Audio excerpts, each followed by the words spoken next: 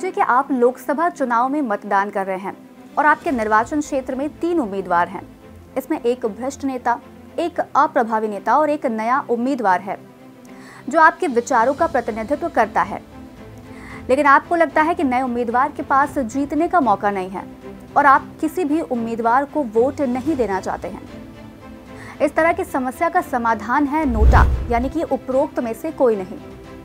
ये उन मतदाताओं के लिए है जो किसी भी उम्मीदवार को वोट नहीं देना चाहते हैं। उत्तर प्रदेश में पिछले कई सालों में नोटा का उपयोग काफी बढ़ गया है। आंकड़ों पर ध्यान दें तो साल 2014 के लोकसभा चुनाव में यूपी में कुल मतदाता 13,88,10,557 थे, जिसमें से 5,92,331 मतदाताओं ने नोटा का इस्तेमाल किया था, जो प्रदेश के कुल मतदाता का 0.71% था। साल 2019 के लोकसभा चुनाव की बात करें तो कुल वोटर 14,61,34,603 में से 7,25,097 मतदाताओं ने नोटा का बटन दबाया, जो कि कुल मतदाता का 0.84% था। नोटा दरअसल चुनाव लड़ने वाले प्रत्याशी के समक्ष मतदाताओं को अपना असंतोष प्रकट करने का मौका देता है। इससे ज्यादा लोग वोट देने आएंगे, भले ही वे किसी भी कैंडिडेट को पसंद ना करते हों। भारत के तत्कालीन मुख्य न्यायाधीश पी सदाशिवम के नेतृत्व वाली एक बेंच ने कहा था कि नेगेटिव वोटिंग से चुनाव के सिस्टम में बदलाव हो सकता है। उन्होंने कहा था कि इससे राजनीतिक पार्टियां साफ छवि वाले उम्मीदवारों को चुनाव में खड़ा करने के लिए मजबूर होंगी।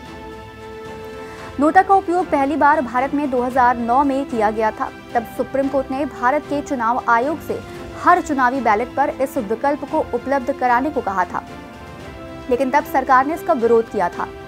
साल 2013 में सुप्रीम कोर्ट ने फैसला सुनाया कि हर मतदाता को नोटा वोट डालने का अधिकार है। तब से इलेक्ट्रॉनिक वोटिंग मशीन में नोटा का भी विकल्प दिया जाने लगा।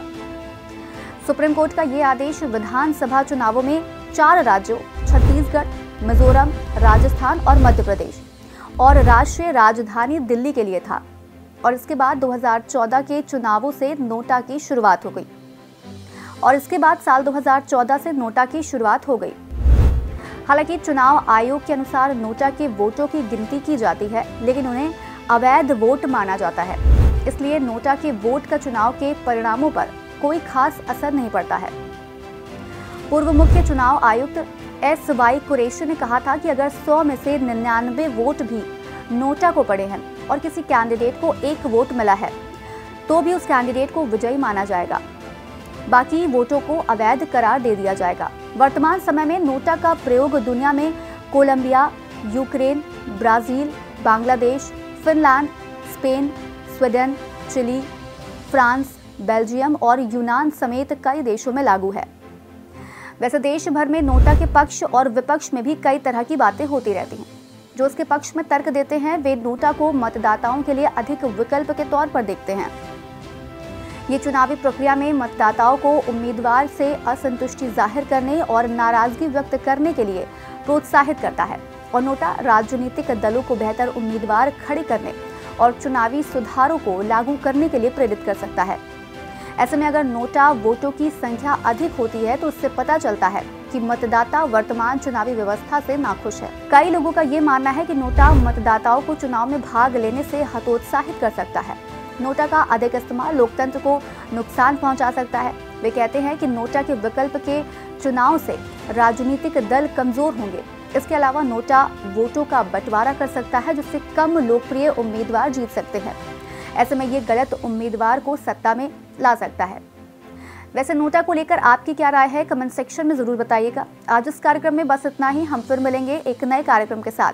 तब तक के लिए आप देखते रहें और करते रहें बातें यूपी की।